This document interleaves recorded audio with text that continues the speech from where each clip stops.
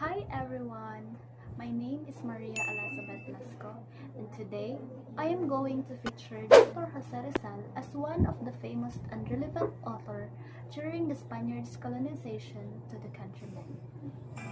So Jose Rizal was a prolific poet, essayist, and novelist whose most famous works were his two novels Noli Tangere and its sequel El Filibusterismo. The social commentaries during the Spanish colonization of the country formed the nucleus of literature that inspired peaceful reformists and armed revolutionaries alike. For Dr. Jose Rizal, the well-respected national hero of the Philippines, the pen is mightier than the sword. Through his literary masterpieces, he voiced strong opposition to the abuse of Spaniards and conveyed messages that he hoped would inspire his fellow countrymen. We round up his best works and uncover the underlying meaning behind them. Jose Rizal was born on June 19, 1861. He was from an upper-class Filipino family. His mother is Teodora Alonzo, a highly educated woman who exerted a powerful influence on his intellectual development. By the late 19th century, the Spanish Empire was in irreversible decline. Spain had ruled the island since 1565, except for a brief hiatus when the British occupied them in 1762, where colonial government was unresponsive and often cruel. He was educated at the Jesuit-run Ateneo de Manila and the Dominican University of Santo Tomas in Manila.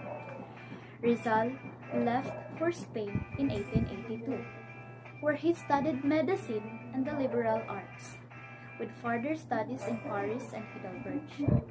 The charismatic Rizal quickly became a leading light of the propaganda movement. Filipino expatriates advocating, through its newspaper, La Solidaridad, of various reforms such as the integration of the Philippines as a province of Spain. In 1887, he published his first novel, which is the Noli Tangere, written in Spanish, a searing indictment of prior abuse as well as the colonial rule's shortcomings. That same year, he returned to Manila, where the Noli had been banned and its author now hated intensely by the friars. In 1888, he went to Europe once more, and there he wrote the sequel El Filibusterismo, published in 1891.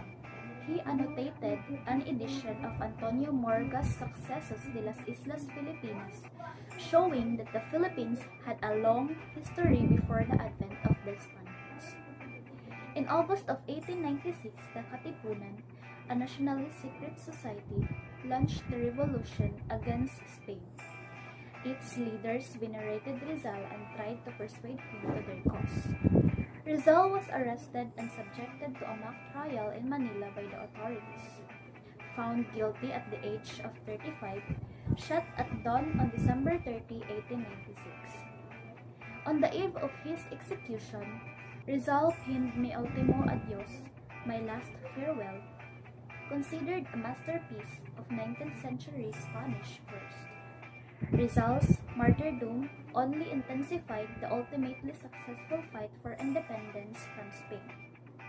Because of his role in shaping his country's destiny, Jose Rizal is often described as the first Filipino and has since served as an inspiration to countless nationalists and intellectuals.